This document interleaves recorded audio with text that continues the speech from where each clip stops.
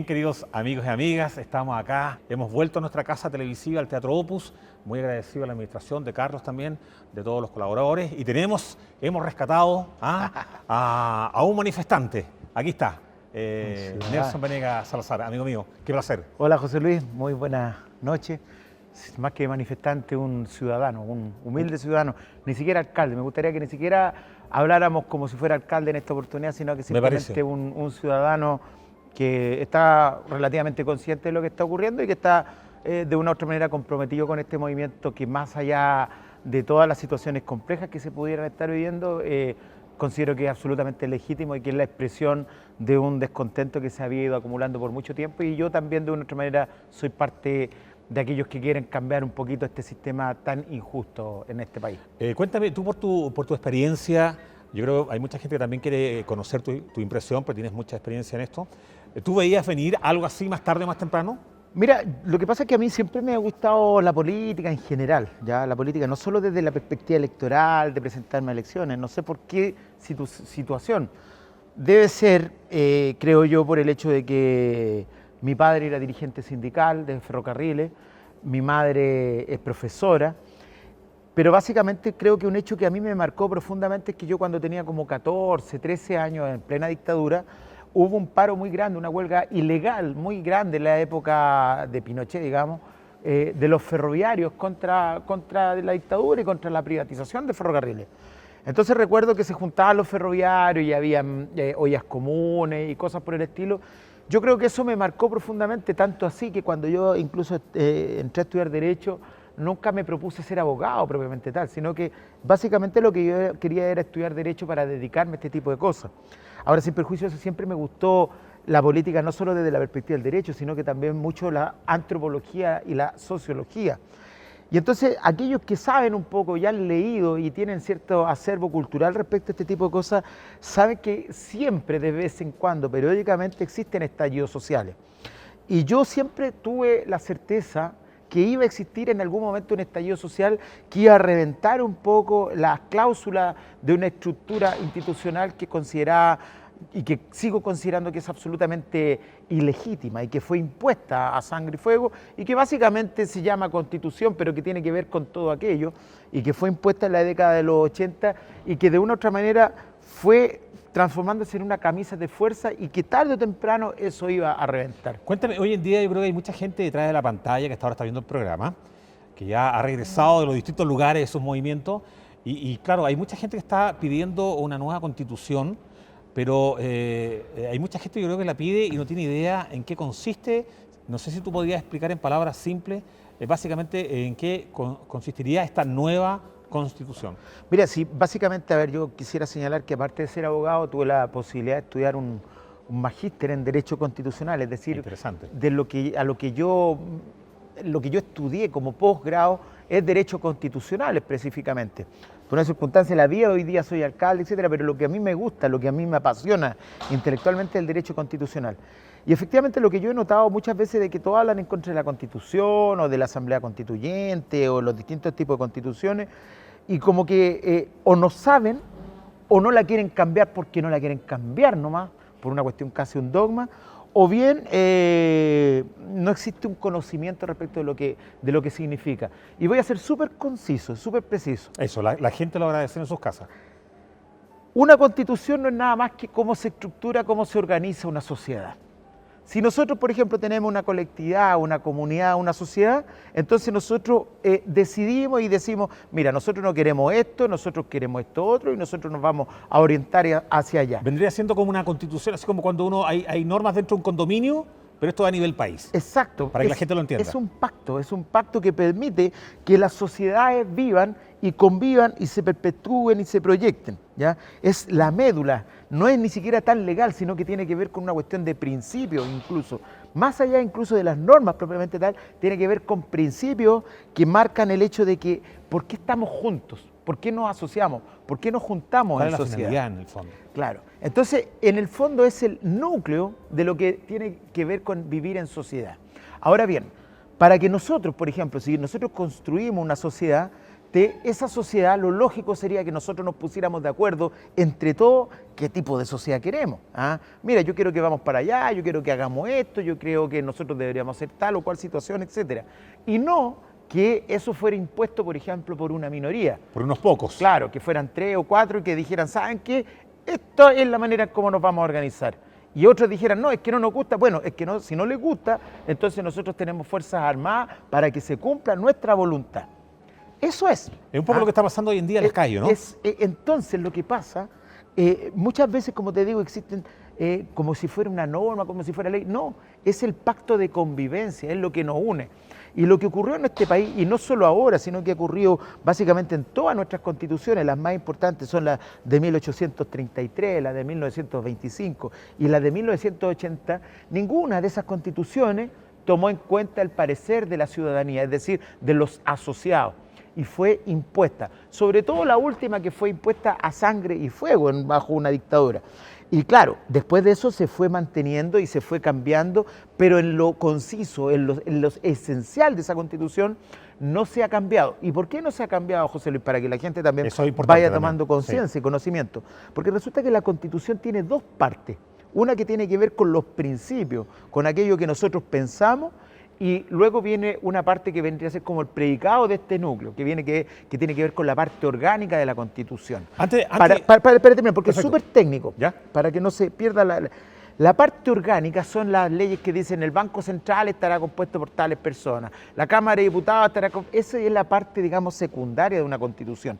Los quórum para cambiar eso son pequeñitos en comparación a los otros. Sin embargo, los principios fundamentales de la Constitución, la parte dogmática, tiene quórum tan elevados que prácticamente es inmodificable. Entonces, claro, cualquiera puede decir, oye, pero si se ha cambiado tantas veces la Constitución, tiene más de 200 modificaciones. La última modificación fue la del 2005, la del gobierno de Lago. Es cierto, pero la parte más importante de la Constitución, la medular, que tiene que ver con los principios orientadores de esta sociedad, no se ha modificado y no se ha podido modificar por cuanto los quórum que se requieren para eso son elevadísimos. Las fotos. Amigo mío, nuestro director me dice que tenemos que hacer una pequeña pausa cortita porque tenemos que agradecer a quienes hacen posible en parte que este programa esté al aire. Vamos a partir con lomo jau, tenemos 2 ricos sándwiches que luego por ahí los vamos a degustar. Casi un cuarto de siglo, nuestro amigo Pablo que está ahí en Avenida Santa Teresa. Así que vayan a degustar los ricos sándwiches. Tengo en mi mano una zapatilla, una de las últimas que ha llegado a las tiendas de Casa Ani del Gran Valle de la Concagua, de la familia Adidas, está del número 35 al 42 y medio. Tienes que ir por la tuya. Y también vamos a agradecer, estamos viendo imágenes de tiendas Johnson, Los Andes, quien cada semana está preocupado de la percha de JL. Así que muchas gracias, tiendas Johnson. Volviendo al tema de conversación, se dice, esto no se veía que podía pasar esto, pero por otro lado hay gente que dice que sí, porque habían señales potentes. El desconforme, el descontento viene hace rato. Es como cuando uno hace contacto del auto y se le prende una lucecita que hay que cambiar aceite. Bueno, en el caso tuyo, Oscar. Bueno, hubo una huelga de los camiones, harán unos 4 o 5 años atrás, y era por el impuesto específico, claro. Porque el impuesto específico son como 200, 280 pesos más o menos por litro. Entonces no deja de ser. Entonces, eso afectaba mucho al rubro del fletero, que eran los camiones. A nosotros los colectivos también nos afecta, porque también uno tiene que subir un poco más el pasaje y cobrar al pasajero. Y nosotros no tenemos ninguna otra fuente laboral. Y tal como dice el señor Medina aquí, ellos cierran hoy día el comercio a las 7. Entonces nosotros ya no podemos trabajar más, pues llegamos hasta las 7, claro, a las 8. La cadena es que lo que te decía, es una cadena. Una cadena. Claro. Entonces, la gente que vive nosotros en forma los individual, profesionales tampoco tenemos transporte para nuestras familias, claro. Y no hay seguridad para los profesionales ni para las personas que se atienden en nuestros programas. Por lo mismo, porque no hay transporte, no hay locomoción. No hay locomoción, es una cadena de... Y nosotros no tenemos ninguna seguridad, porque no tenemos ningún seguro, nadie asegura los colectivos, porque son cosas que están constantemente en la calle, y entonces expuesto, no tiene, claro, no es un rubro como asegurar un auto particular, pues el auto particular a usted lo toma en un punto, lo deja en el trabajo, se lo trae y se termina. Claro. Y en cambio nosotros estamos rodando las 12 horas que se trabajan, 10 horas que se trabajan constantemente. y con la cantidad de autos y con las calles que están tan estrechas, porque si sacaran el estacionamiento, a lo mejor podría ser más fluido el paso de los colectivos y de todos los autos. Bueno, en el caso de San Felipe se ve, hoy día andaba por allá, cómo se han angostado las calles con estas mejoras, entre comillas. Entre comillas. Entre comillas, hay que dejarlo bien en claro. Y que están también alejando a la gente del centro. Exactamente. Y en el caso tuyo, Pedro, tenemos que reconocer, y tú también, Paula, que somos muy cómodos. Sí. Nos gusta andar, ojalá dar 2 pasos y bajar del auto y caer en la tienda. Claro. O en el negocio, al destino donde uno va. Entonces, en el caso tuyo, Paula, ¿cómo lo has visto en San Felipe el tema de que la gente... Tienes que agregar además que se cambió el sentido de las calles en San Felipe hace muy poco. Entonces se suma a sacaron con los colectivos, el transporte público, lo sacaron del centro, ya no pasan micros, ya no pasan colectivos. Entonces el comercio también se vio muy afectado, porque está todo centralizado en nuestras ciudades. Los Andes y San Felipe son ciudades que son similares y la gente ya no tiene el mismo acceso.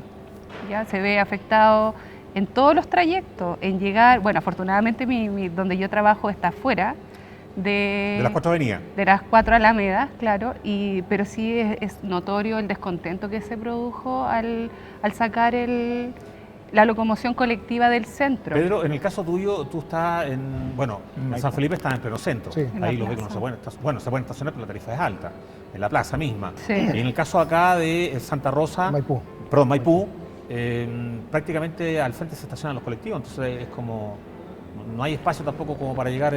O sea, nosotros tenemos un paradero ahí. Un paradero ahí. Entonces, todos los colectivos llegan ahí al negocio que tiene San Medina. Sí. Nosotros pasamos por ahí.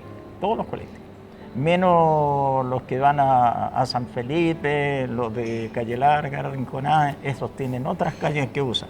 Pero generalmente todos los autos que son de acá de la ciudad de Los Andes llegan a donde están. Mira, vamos a hacer el siguiente ejercicio.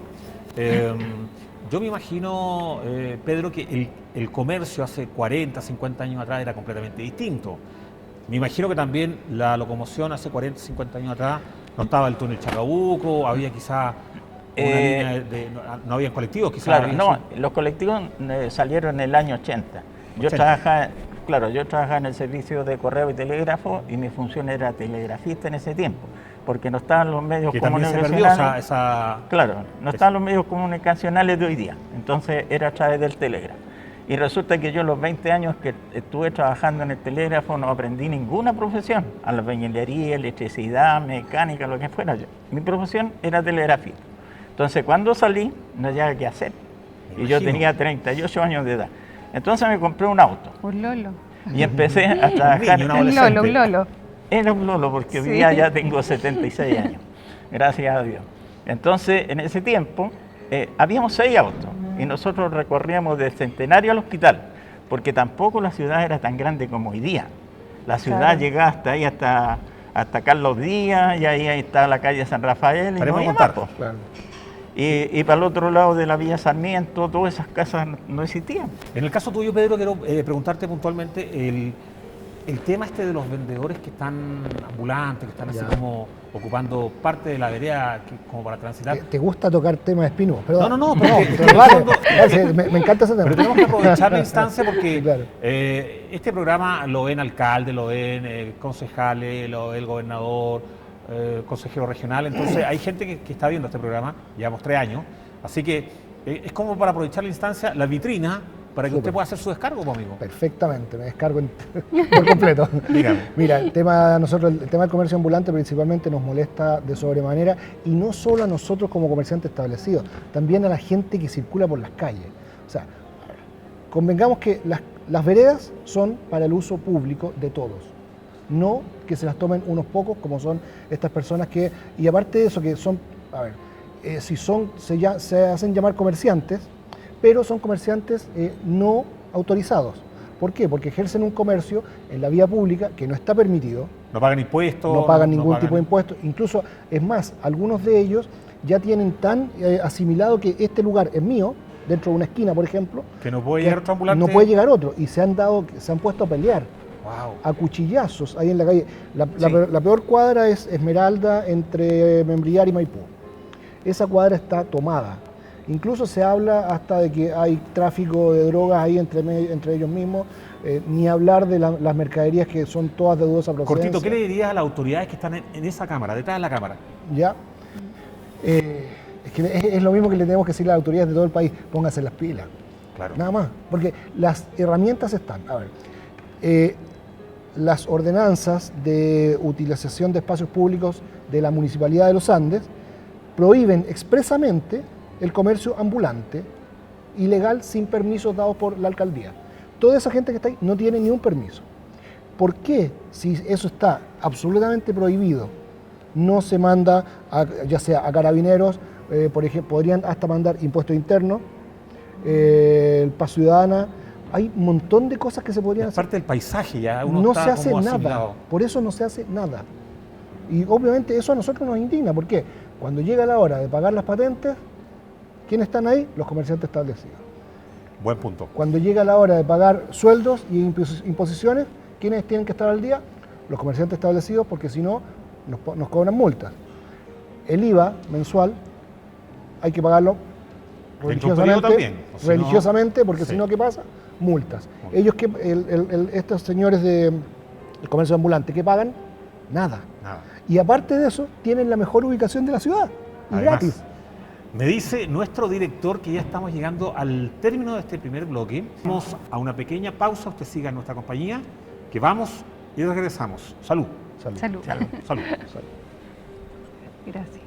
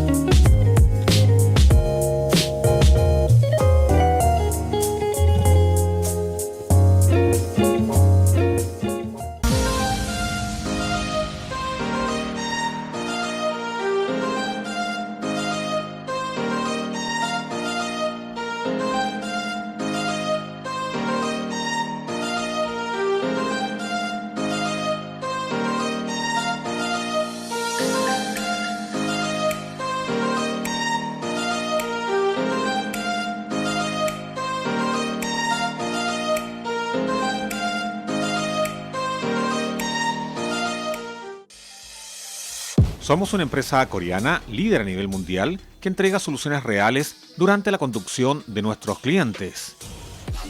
Hemos llegado al Valle de la Aconcagua para quedarnos y ser los mejores en precios, servicio y calidad.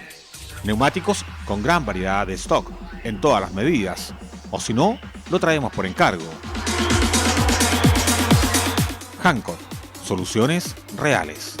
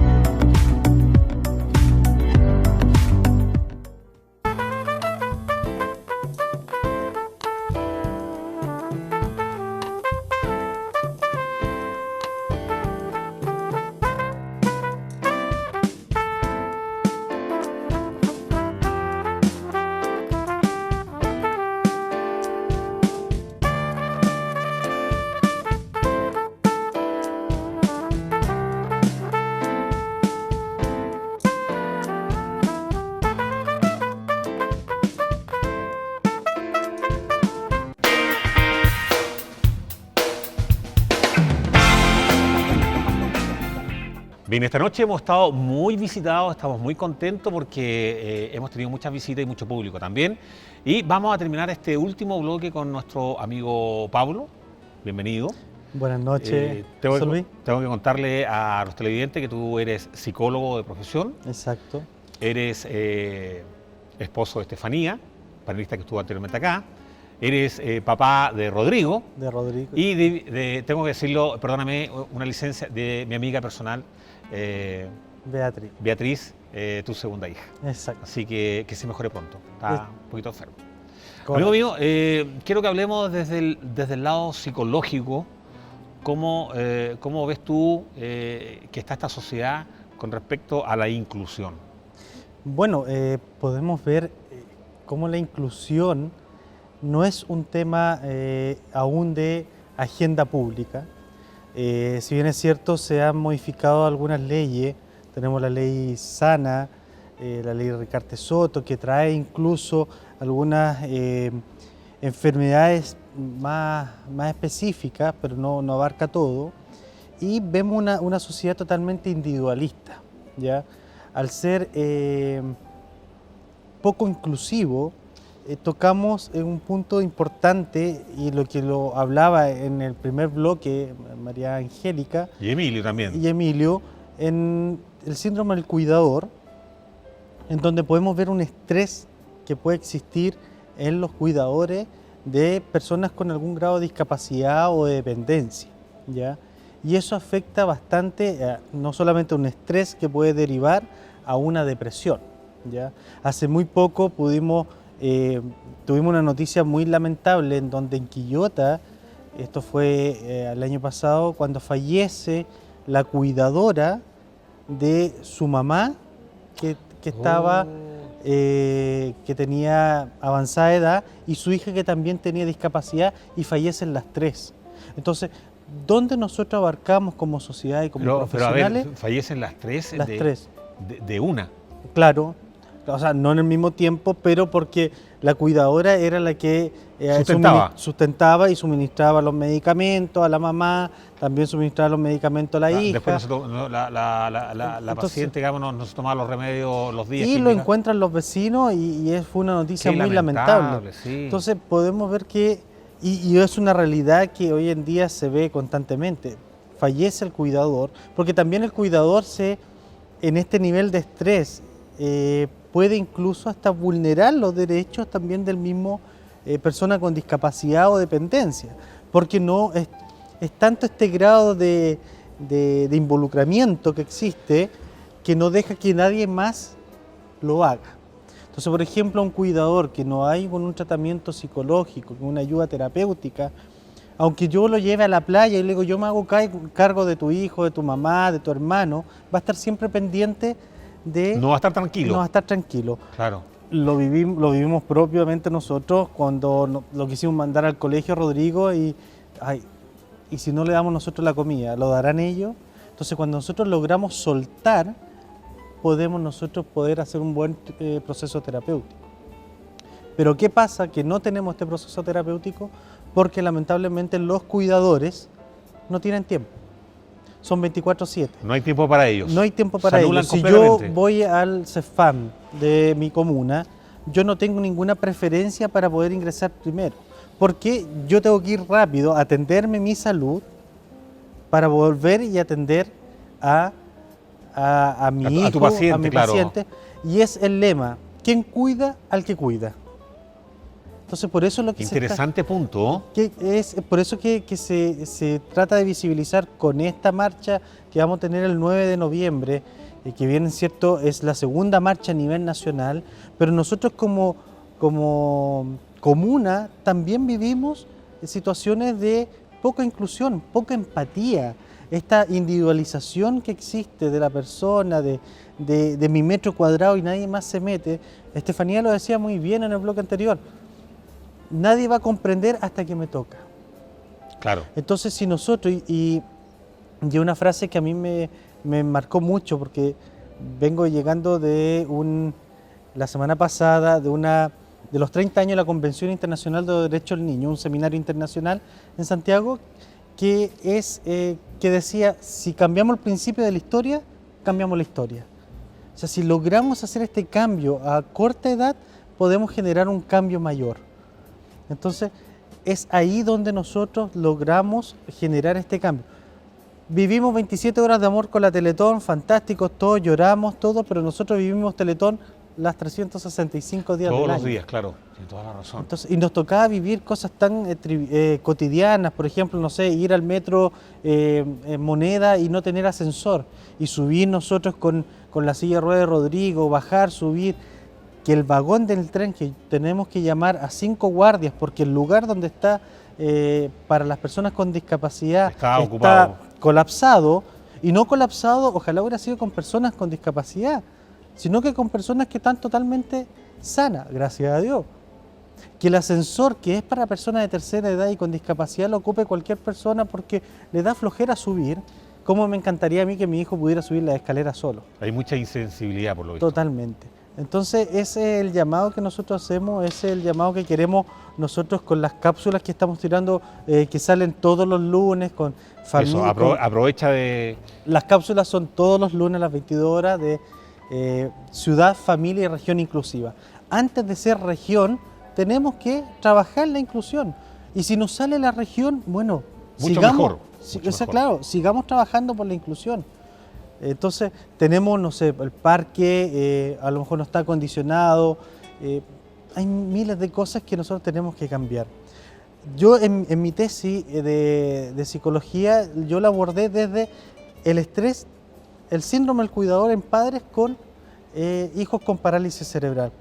Y tocamos un punto, yo toco un punto muy importante que son de los hermanos, porque los hermanos al final nosotros los parentalizamos, porque los hermanos dicen yo no quiero molestar, ya Claro. tienen suficiente con mi hermano, con mi hermana, con mi mamá, con mi papá, yo me hago, pero al final ellos también son sujetos de derecho y son tan importantes.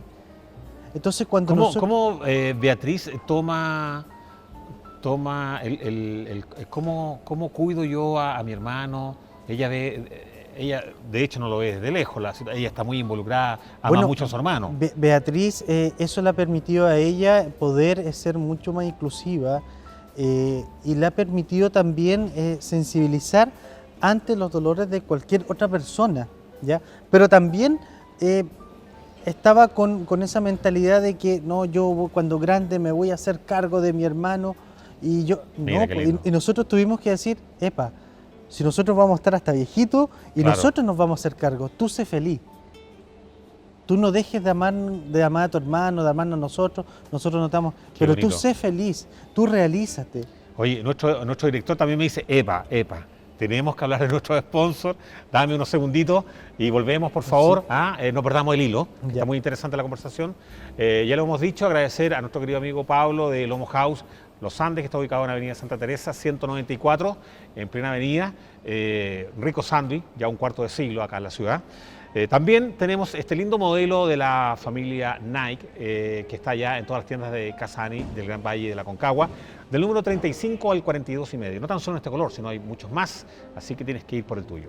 Y también vamos a agradecer a Tiendas Johnson, estamos chequeando imágenes en este momento, y bueno, ellos siempre están preocupados de que JL esté a la vanguardia, siempre con algún blazer, una camisita, algo. Así que muchas gracias, Tiendas Johnson, Los Andes. Te pregunto entonces, Bernardita, ¿quién financia estos viajes tuyos y los de los 82 países más para moverse o desplazarse dentro del planeta? Bueno, hay una Federación Internacional del Trabajo Doméstico ¿Ya? que financian estos encuentros. Que son encuentros o viajes de Estado, digamos, están enmarcados dentro de las actividades del país, digamos. Está como- Claro, la Federación Mundial es una federación gigante y ellos buscan los recursos para capacitar a los grandes líderes de los países. En el fondo los sponsors buscan los lugares, Claro. los hoteles donde se van a quedar, Sí, la alimentación, los traslados. un seguro de enfermedad, o sea, todo es muy... Nada queda al azar. Nada, todo muy, por ejemplo, ven qué país podemos ir para que no nos pase nada. Hay un equipo logístico, un equipo técnico, un equipo jurídico. Muy o sea, bien. se mueven 83 presidentes, pero detrás de ellos hay un equipo intelectual, logístico, como tú dices, que está coordinando cada paso, cada futura convención, todo. Claro. Que quiero aclarar que estos líderes que van de diferentes países son apoyados por una federación internacional. ¿Ya? Pero esta federación es una organización que no, a mí no me financia el Estado chileno. Ah, no. No, Ah. es la Federación Internacional del Trabajo Doméstico. Toda la gente piensa que a uno la manda, a mí una sola vez el Estado chileno me mandó a Suiza, cuando fui a trabajar el convenio 189. Perfecto, Pero el ahora resto, es una federación del trabajo doméstico.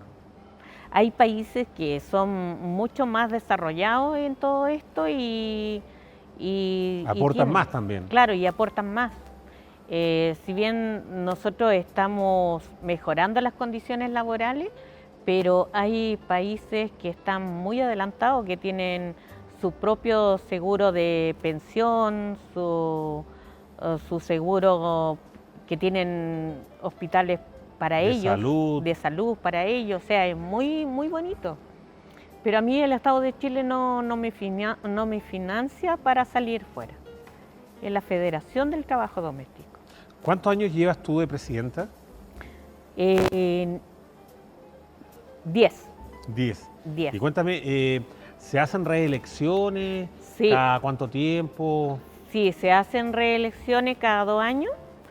Yo este año estuve 1 hora ahí preocupada a las mujeres porque yo no quería este año seguir, porque igual se agota y porque uno tiene que darle la posibilidad de que suma otra mujer. Otra persona, claro. Claro, darle la posibilidad a Mira otra qué mujer. bonito de tu parte. Sí.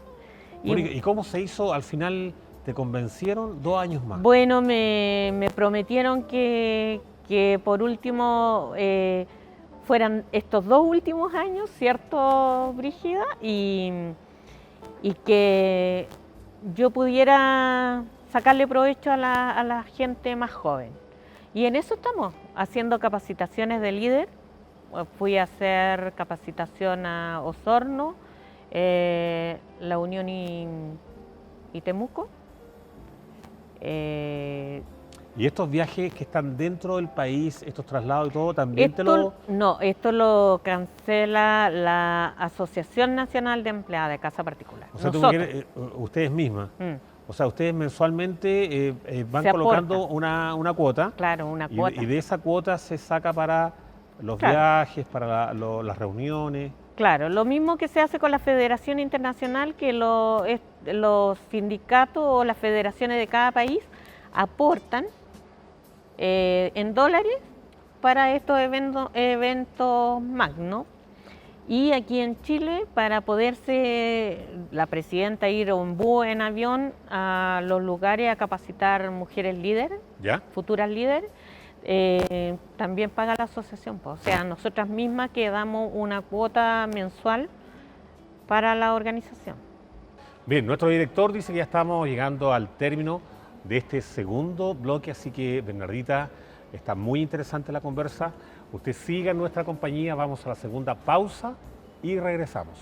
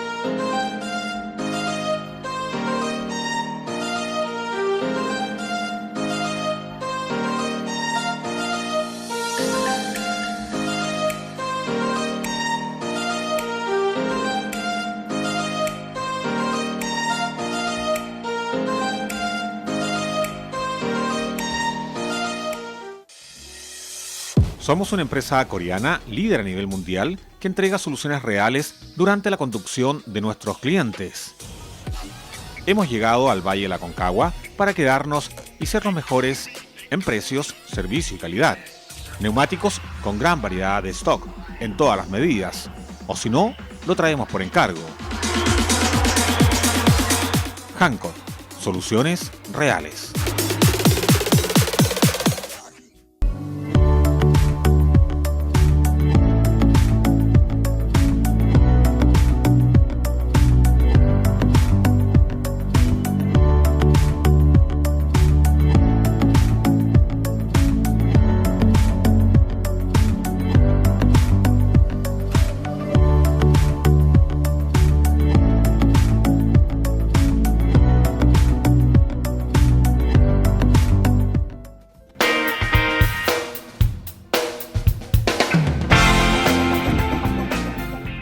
Bien, una noche muy interesante, estamos en la mitad de la semana, esperemos que a medida que vayan pasando los días, querido amigo, esto vaya bajando, decantando un poco más. Pero yo quisiera partir en este último bloque y para ir avanzando rápido y tocar todos los temas, ¿qué crees tú que le falta a la clase política de este país para generar cambios realmente importantísimos, pensando en lo que se nos viene, en lo que estamos viviendo, en la época que estamos?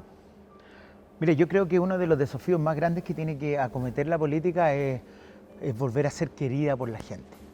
La gente tiene que entender que la política, siempre dicen, no, yo no estoy ni ahí con la política es fundamental. Pero no están ni ahí, perdona, con la política porque no están ni ahí con los políticos. Exacto. Viene de la mano. Lo que pasa es que nosotros somos esencialmente políticos. Había un filósofo extraordinario, uno de los más grandes, que se llama Aristóteles. Aristóteles señalaba que el hombre es un son politicón, es un animal político. Él es el que inventa esa palabra. ¿Qué decía él básicamente? Que el ser humano era esencialmente político, por lo tanto, si no era político, o era bien una bestia o era bien un dios. ¿Ya? Así el lapidario. Así el lapidario, porque el ser humano está por naturaleza, tiene que vivir en la polis, que es la ciudad, la sociedad. La metrópolis. Y por eso que se llama política, vivir en la polis. Nosotros somos esencialmente políticos, entonces todas nuestras decisiones, aunque digamos que no vamos a hacer política, siempre vamos a hacer política, siempre vamos a construir. Tiene coletazo, tiene consecuencias. Los proyectos colectivos siempre se construyen, somos seres gregarios, nosotros vivimos en manada, tenemos que llegar a ciertos consensos, a ciertos acuerdos, eso es la política. El problema es que cuando existen políticos que no entienden esa lógica, la gente hace la política, que le es esencial, por otro lado, y no por los cauces que debería hacerlo, y entonces las sociedades se fragmentan. El grave problema que existe con la política actualmente es la corrupción que muchas veces existe. ¿Por qué? Porque generalmente se transforma en una clase política que vive de la política y que se contactan los unos con los otros y que financian la política, y entonces llegan las personas que quieren financiar tal o cual política o tal o cual ley, para que se dicte de tal o cual manera, y al final todo el sistema se termina enturbiando. Enlodando. Y eso, por ejemplo, lo que pasó, yo creo que lo más triste que ha pasado en este país en este último tiempo, y que ha pasado así prácticamente al olvido, es el hecho que en este país existen ciertos parlamentarios que hasta recibían minutas de cómo tenían que votar la ley de pesca. Y eso entregó la soberanía de nuestro mar a 7 familias. Entonces después cuando hay una guerra y hay que ir a defender ese mar, ¿quiénes van? Los pelados, los conscriptos que tienen una casa de 50 metros cuadrados, pero no van los hijos de esas 7 familias. Y van a defender la soberanía nacional, como si el mar fuera de ellos, siendo que ese mar es de 7 familias. Y hacen pelear al pueblo con el pueblo. Con otros pueblos, ¿te fijas? ¿No? Increíble. Y el mar pertenece a 7 familias porque les pagaron. Entonces, ¿cómo la gente va a querer a la política si esa es la política que se ha construido? ¿Ya? Entonces yo creo que para que necesariamente todos los que nos gusta la política, porque nos fascina, porque nos apasiona, tenemos que entender que uno de los principios fundamentales que hoy día tenemos que ver, más allá de la modernización del Estado y todo un montón de los sistemas electorales, todo eso, es generar mecanismos de transparencia. ¿Y cómo barro la casa para construir algo sólido desde...? Mira, Más allá desde de la lo que base. se quiera decir, en el último gobierno de la presidenta de Chile, en el último año, sobre todo después del caso Cabal, se generaron leyes que son bien importantes en ese sentido, que antes no existían, que tienen que ver con transparencia y con financiamiento de la política, ¿ya? Yo creo que esa es una línea acertada que todavía no ha dado frutos porque las leyes generalmente dan fruto a mediano plazo, pero yo creo que esa es la línea de acción, de manera tal de transparentar la política, que los actos políticos que realizamos tal o cual autoridad todos lo puedan saber. Por ejemplo, tú te metes a la Municipalidad de Calle Larga y a través de la ley de transparencia tú puedes ver hasta lo que vota tal o cual concejal o el alcalde, cuál es el presupuesto, etcétera. ¿Para qué? Para que después lo puedas criticar y decir, no, pues nos están robando, ¿te fijas? Claro, ¿no? toda la Transparentar, generar mecanismos de transparencia. Y lo segundo, un poco, José Luis, yo creo Sí, que lo otro. lo más importante también es dedicarse. La política se tiene que preocupar de las cosas que le importan a la gente. ¿Qué son las cosas que le importan a la gente? Primero, el tema previsional en este país, que ya lo abordamos anteriormente. No puede ser que nuestros padres, no es gente de otro mundo, nuestros papás, nuestras mamás tengan pensiones miserables. Sangre de nuestra sangre, en Ah. el fondo, sí. Mi padre, mi madre, pensiones miserables. Esto no es una cuestión que salió en un libro ni en la teoría. Esto nos sucede a todos los que están viendo este programa, estoy seguro que les pasa lo mismo. Y el otro también tus hijos, po. Porque tú quieres dejarle un Chile mejor, po, un país Segun- mejor que el tuyo. Segundo, mejorar los sistemas de educación en nuestro país, y nosotros todavía tenemos una educación del siglo XX. Por eso que en Calle Larga es muy importante lo que hemos hecho en dos perspectivas. Tema astronómico y el tema de la robótica que nosotros hacemos no es porque sí, no es porque seamos ni hippie ni nada por el estilo, sino que eso tiene que ver. Qué buen punto. Eso Sí. tiene que ver cómo construimos una educación para el siglo XXI, porque la educación que nosotros se sigue generando todavía es del siglo XX. Y el futuro es la automatización, la robótica y la ciencia. Y la manera mejor de acercar a la ciencia es a través de nuestros proyectos astronómicos. Si nosotros no cambiamos el eje de cómo construimos una mejor educación, vamos a seguir siendo un país subdesarrollado que solo exporta materias primas, que exporta piedras, ni siquiera cobre, que exporta palta, que destruye nuestra naturaleza, etcétera. Y tercero, disculpa si me he alargado. No, dale nomás, nuestro director ahí me está... dale. Y lo más importante es tener una conciencia respecto de la casa común en que habitamos, que se llama Planeta, nuestro planeta. Nuestro planeta se está destruyendo. Nuestro planeta se está destruyendo, José Luis. Nosotros de aquí a fin de siglo... Nosotros lo estamos destruyendo. De aquí a fin de siglo nosotros vamos a tener 2 grados más, 3 grados más. Fíjate que un solo recuento. Entre el año 1850 y el año 1950, la temperatura del planeta aumentó en medio grado, y murió más de 1 millón de especies. Lo que está ocurriendo ahora es 3 a 4 grados puede aumentar a final de año, y significa que van a morir muchas especies. Y lo más probable es que el ser humano no muera, porque el ser humano, al igual que los animales, nosotros somos nómades. Entonces, si las condiciones climáticas cambian, nosotros podemos ir avanzando claro. hacia otros lugares. Pero ¿sabes quién no puede caminar? El ecosistema no, po. ¿Sabes quién no Los puede caminar peces. ni moverse? Los árboles. Los árboles no se mueven. Tienes razón. ¿Y quiénes son los que generan fotosíntesis, lo que transforman el dióxido de carbono en oxígeno, que es el que nosotros respiramos? Los árboles. Entonces, claro, al principio nos vamos a salvar nosotros porque nosotros nos podemos mover, pero los árboles no. Y eso significa, en el fondo, la extinción de la especie. Querer más naturaleza. Si no cuidamos la Sí. naturaleza, no es una cuestión de hippie, de que nos guste la naturaleza porque sí, es porque nos estamos cuidando a nosotros mismos. Me Y parece de eso bien. tenemos que hacernos cargo. Bien. Agradecer la instancia, hacemos una pequeña pausa cortita para dar las gracias a nuestro querido amigo Juan Pablo de Lomo House, que está ubicado ahí en Avenida Santa Teresa, 194 en plena ciudad de Los Andes, un cuarto de siglo, así que vaya a disfrutar los ricos sándwiches. Aquí tenemos este modelo que llegó, pero hace un par de días, Está bueno a todas las tiendas de Casa Ana y Gran País y La Concagua. Eso es Mira, lo que yo necesito para salir a correr de te nuevo. andaría Mira muy que- bien, amigo mío.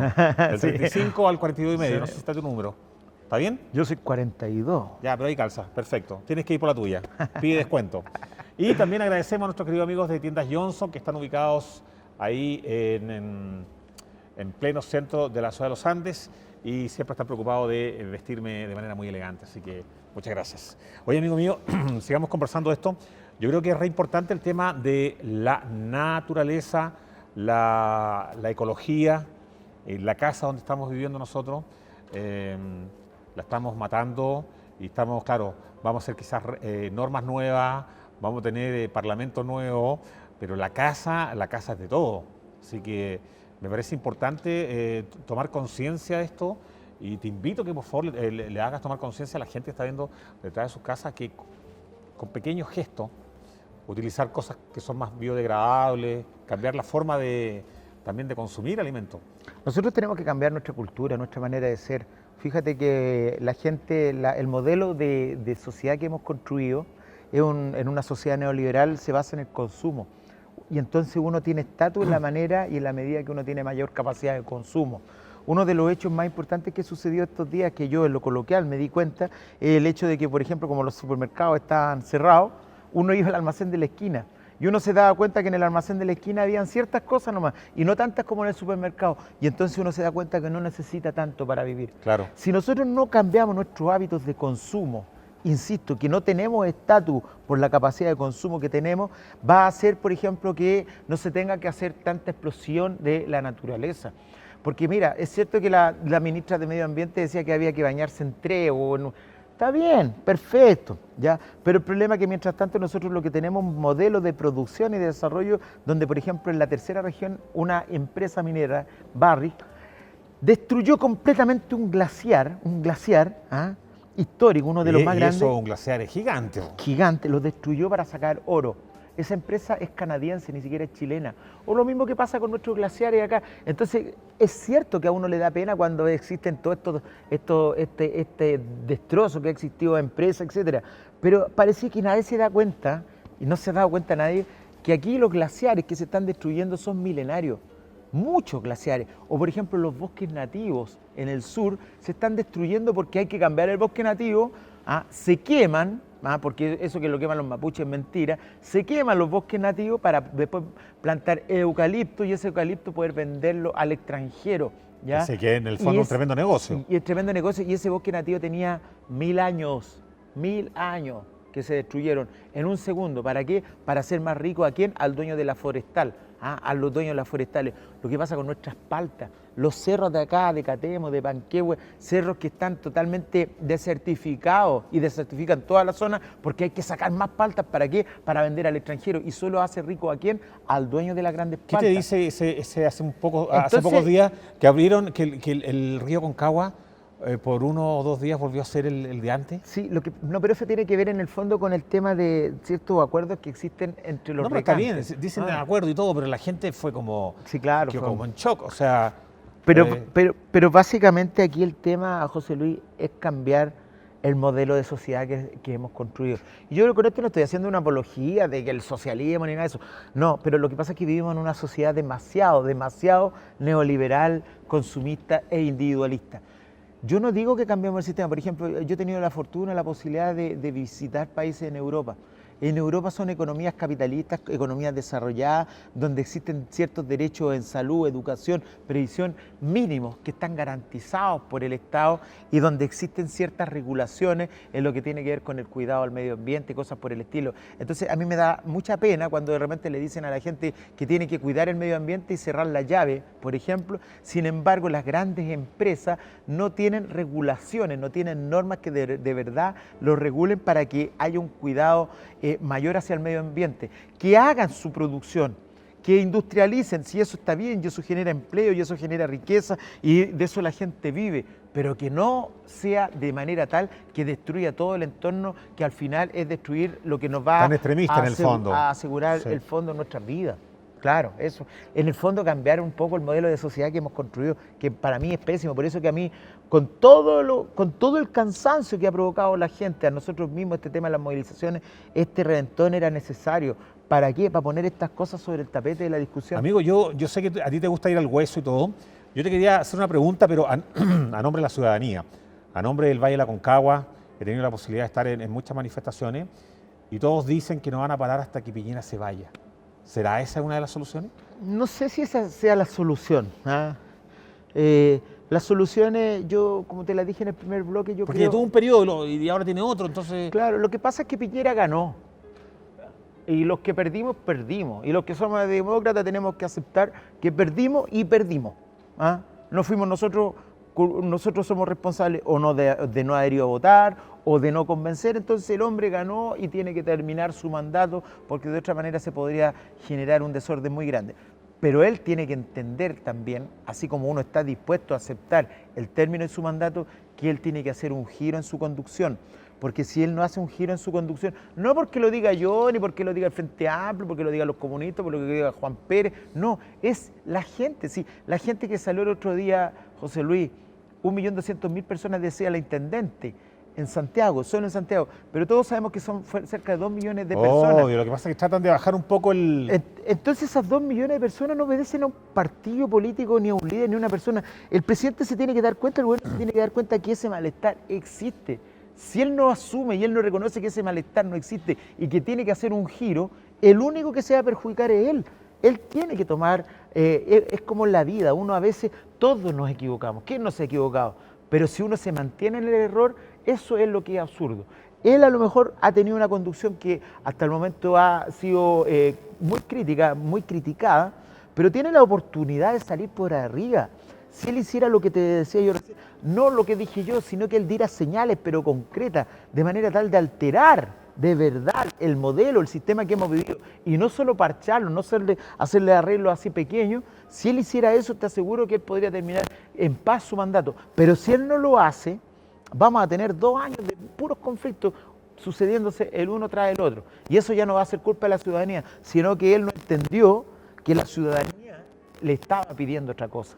Por ahí un religioso decía, nuestro presidente nos da las bendiciones y no se da cuenta de que él está siendo bendecido por Dios para que él tenga la posibilidad a través de su mandato poder hacer grandes cambios reales. Entonces, en vez de dar bendiciones, por favor que genere cambios reales. O sea, yo creo que la soberanía pertenece al pueblo. Sí.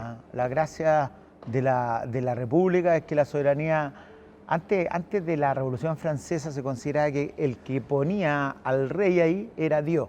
Y entonces, ¿qué es lo que hacía el rey? Mira, si así, esto ha sido siempre así. ¿Qué es parte de la historia, digamos? ¿Qué es lo que hacía el rey entonces? El rey hacía política y hacía que se eligieran a los obispos y a los papas. ¿Te fijas o no? Entonces, claro, pues después venía el papa y decía, este tiene que ser el rey. ¿Te fijas o no? Y claro, porque el papa en el fondo era Dios. Era ping-pong de acuerdo. Así como... Era como que Dios. Entonces siempre han existido estas cosas. Bueno, después de la Revolución Francesa, el poder deja de ser otorgado por Dios, el poder ahora es otorgado por el pueblo. Y el presidente Piñera tiene que entender eso. El presidente Piñera tiene que entender que su poder no se lo dio ni Dios, ni se lo dio un grupo de amigos, se lo dio el pueblo. Y como si el pueblo un día se lo dio a través de unas elecciones, un día también el pueblo se lo tiene o se lo puede quitar. Entonces tiene que entenderlo y hacer las modificaciones y gobernar de acuerdo también a lo que el pueblo quiere, a lo que el pueblo aspira. No yo, los 2 millones de personas de Santiago y los cientos y millones de chilenos que se han expresado durante todos estos días. Eso pienso yo. Bien, muy interesante tu visión, amigo mío. Quería tenerte acá por los días que estamos viviendo. Hora de la despedida, está la cámara. Si quieres aprovechar la instancia de... Bueno, yo quiero saludar a la gente de Calle Larga. Para mí es muy importante lo que ha ocurrido. No desde la perspectiva del vandalismo, obviamente, pero fue bonito, fue emocionante saber que Calle Larga este último tiempo, a diferencia de lo que ocurría antes, yo siempre lo digo, antes la gente de Calle Larga veía que las cosas pasaban y la historia pasaba solo por la tele. Ahora no, ahora... Eran espectadores. Eran espectadores de lo que pasaba. Ahora son protagonistas. Son protagonistas. Los callelarguinos en esta fuimos protagonistas de la historia y yo veía a la gente, a los adultos mayores con su cacerola, a los cabros chicos y jugando de manera festiva y sentía las cacerolas en la noche.